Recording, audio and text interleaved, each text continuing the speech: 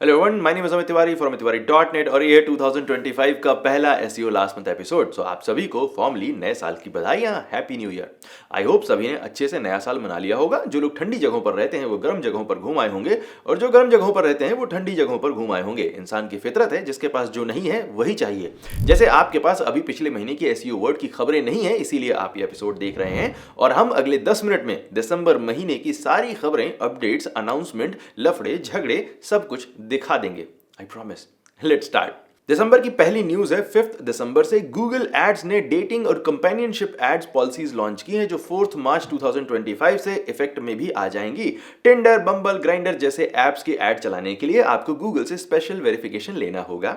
इस नई पॉलिसी के जरिए गूगल कुछ खास तरह की एक्टिविटीज को गूगल एड्स के जरिए प्रमोट करने से रोकना चाहता है। Number 1, under age dating. Legal age, जो कि इंडिया में 18 साल है, आप जहां पर भी रहते हैं वहां पर जो भी लीगल एज गवर्नमेंट ने सेट की है, उससे कम उम्र के लोगों को डेटिंग वाले एड्स दिखाना बंद करना चाहिए। लोगों को वैसे भी कर देना चाहिए, डिस्गस्टिंग। नंबर 2, पैसे के बदले डेटिंग को प्रमोट करना। नंबर 3, एक्सप्लॉइटिव डेटिंग को प्रमोट करना। नंबर 4, लैंडिंग पेज पर मिसलीडिंग इमेज या टेक्स्ट यूज करना। एग्जांपल के लिए मान लीजिए कि आपका डेटिंग ऐप दिल्ली के लोगों को ऐड दिखाता है और लैंडिंग पेज पर रशियन लड़कों की फोटो आपने लगा रखी है, तो वो मिसलीडिंग होगा। नंबर 5, धोखाधड़ी वाले डेटिंग एप्स को प्रमोट करना। इसके अलावा कुछ और तरह के सेक्सुअल कंटेंट को दिखाने वाले एड्स को भी गूगल अलाउ नहीं करेगा। इन सभी उल्टे सीधे कामों की जो पूरी कंप्लीट लिस्ट है वो आपको ऑफिशियल न्यूज लिंक पर मिल जाएगी, जो इस वीडियो के डिस्क्रिप्शन में है। इसके अलावा इस एपिसोड में जितने भी न्यूज आपको मैं दे रहा हूं उन सभी का ऑफिशियल लिंक आपको वीडियो के डिस्क्रिप्शन के अंदर मिलेगा, ताकि आप जाकर उसे डिटेल से पढ़ सकें, अच्छे से समझ सकें। और एनीवे, कोई भी खबर बिना ऑफिशियल लिंक के सिर्फ ओपिनियन है, भरोसा मत करिए। आजकल फेक न्यूज बहुत फैलाई जा रही है। 5 दिसंबर को ही परप्लेक्सिटी ने अपने पब्लिशर प्रोग्राम में 15 नई वेबसाइट्स को ऐड किया है।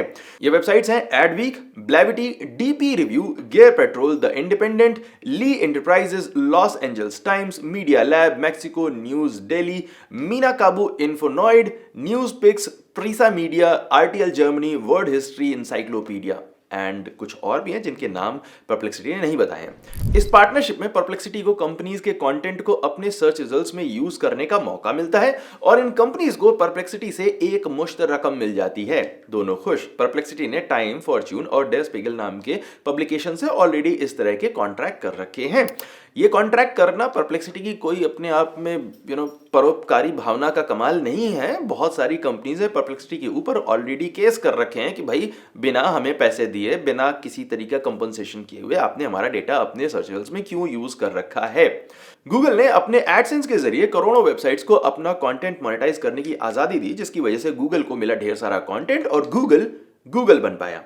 नाउ एआई सर्च इंजन्स और सर्च बॉट्स, या जो भी आप इसे आंसर इंजन जो भी नाम देते हैं, ये करोड़ों इवन लाखों या हजारों वेबसाइट्स की भी जरूरत इनको नहीं पड़ेगी। लेकिन फिर भी जितने भी पब्लिशर्स या वेबसाइट ओनर्स को इस नए जमाने के सर्च इंजन या आंसर इंजन से रेवेन्यू मिलेगा, उतना ही ज्यादा वेब इकोनॉमी को फायदा होगा, कुछ नया निकलेगा जिससे छोटे कंटेंट क्रिएटर्स को भी बेनिफिट मिलेगा। 10 दिसंबर को गूगल सर्च कंसोल ने अनाउंस किया कि अब से गूगल सर्च कंसोल इनसाइट में गूगल एनालिटिक्स का डेटा यूज नहीं किया जाएगा। सिर्फ गूगल सर्च कंसोल से ही डेटा को यूज करके इस गूगल सर्च कंसोल इनसाइट के अंदर दिखाया जाएगा। नाउ इस नए चेंज से गूगल सर्च कंसोल इनसाइट की जो इंपॉर्टेंस है वो और खत्म हो जाती है, बिकॉज अभी तक गूगल सर्च कंसोल और एनालिटिक्स दोनों के कंबाइंड डेटा को यूज करके इनसाइट में आप देख सकते थे कि आपका कौन सा कंटेंट किस वजह से ज्यादा पॉपुलराइज हो रहा है, ताकि आप उस तरह का कंटेंट और ज्यादा यूज कर सकें। नाउ ऐसा नहीं है कि अभी भी ऐसा करना इम्पॉसिबल रहेगा, लेकिन आपको मैन्युअली गूगल सर्च कंसोल और गूगल एनालिटिक्स के डेटा को कंबाइन करके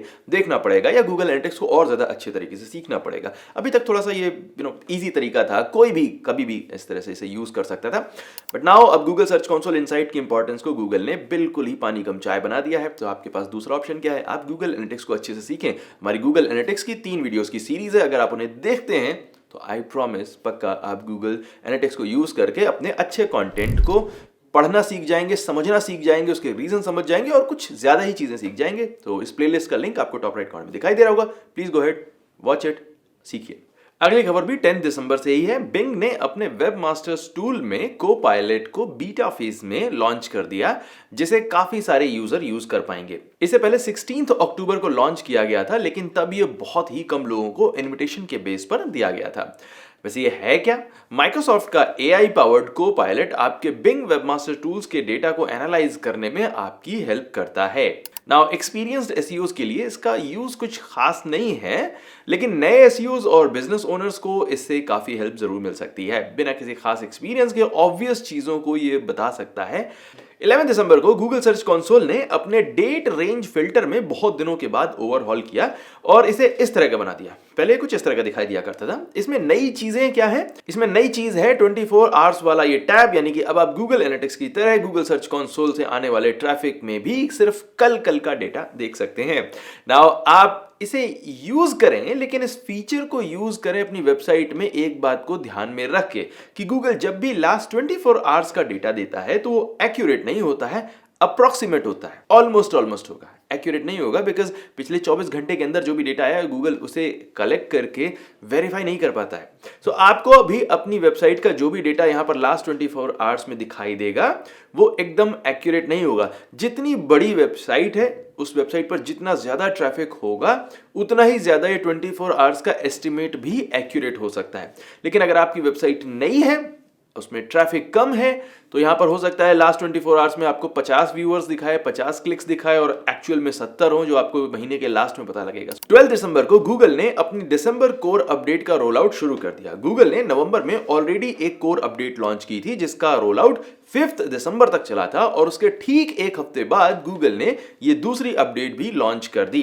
नाउ गूगल टिपिकली दिसंबर में कोई भी कोर अपडेट रोल आउट नहीं करता है बिकॉज क्रिसमस, बट इस साल की है। नाउ उस नवंबर वाली अपडेट में क्या खास था और इस दिसंबर वाली अपडेट में क्या अलग है, ये दोनों ही चीजें हमें नहीं पता है, सिर्फ गूगल को पता होंगी। नाउ इस दिसंबर अपडेट का रोल आउट 18 दिसंबर तक चला और उसके अगले दिन 19 नवंबर को गूगल ने स्पैम अपडेट लॉन्च कर दी और इस अपडेट का रोल आउट 26 दिसंबर तक चला। सो कई सालों में, मेरी मेमोरी में मुझे याद नहीं आ रहा लास्ट टाइम ऐसा कब हुआ था कि गूगल ने दिसंबर में, क्रिसमस वाले मंथ में दो अपडेट लॉन्च की हों, बट इस साल हुआ है। Spam update usually web pages के कंटेंट और उनकी लिंक्स के ऊपर एक्शन लेती है, लेकिन नवंबर कोर अपडेट, दिसंबर कोर अपडेट और दिसंबर स्पैम अपडेट के बारे में कोई भी इंफॉर्मेशन गूगल ने ऑफिशियली किसी को नहीं दी है।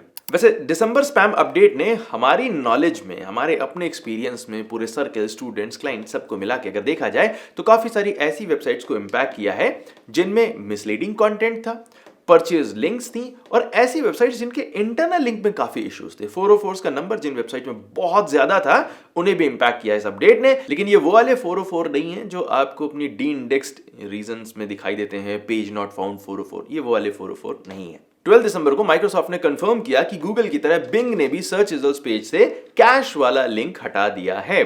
गूगल ने ये लिंक फरवरी में ही हटा दिया था, अब माइक्रोसॉफ्ट बिंग ने भी इसे हटा दिया है।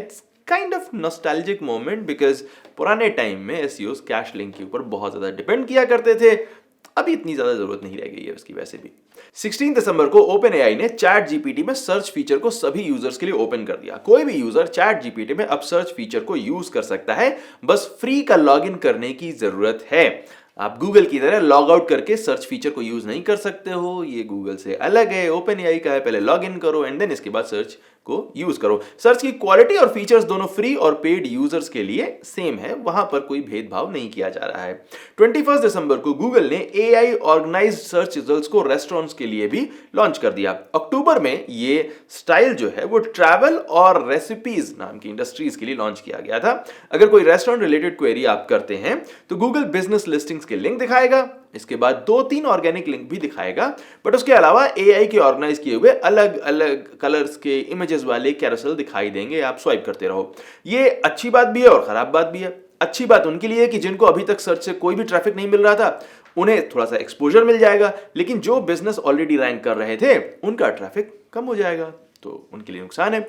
वैसे अभी ये सिर्फ यूएस में लॉन्च किया गया है, इंडिया में भी अभी तक नहीं आया, लेकिन आ जाएगा। वैसे आ भी जाएगा तो क्या, हम लोग जोमेटो और स्विगी पर ऑर्डर करते हैं। किसी को याद है कि लास्ट टाइम कब आपने गूगल पर सर्च करके कोई भी रेस्टोरेंट बुक किया था? याद करके बताइए अगर आता है तो।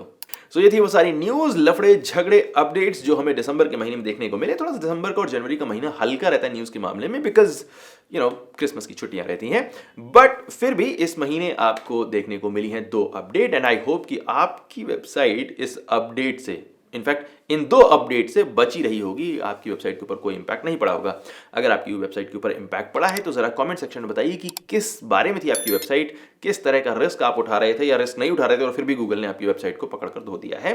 जैसा भी है कमेंट सेक्शन में बताइए। मिलते हैं आपसे अगले वीडियो में। Thank you so much watching this video. My name is Amit Tiwari from tiwari.net and I will see you next time. Take care.